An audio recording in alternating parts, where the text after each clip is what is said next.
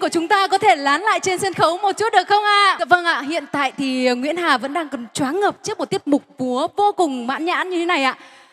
Cho Nguyễn Hà hỏi là ai là người biên đạo cho tiết mục múa đặc sắc như thế này ạ? Kiều Vân.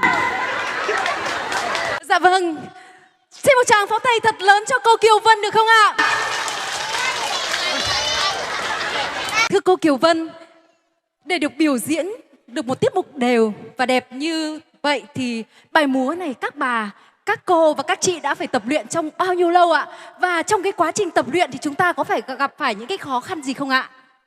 Xin mời cô ạ. Cảm ơn Nguyễn Hà. Kính thưa quý vị đại biểu, thưa toàn thể quý bà con. Hôm nay là một ngày rất là đặc biệt. Để trả lời câu hỏi này thì cũng thật sự là bây giờ vẫn còn hơi run run ạ. Để trả lời câu hỏi này của Nguyễn Hà thì xin chia sẻ một chút là chúng tôi là những người độ tuổi khác nhau, công việc khác nhau.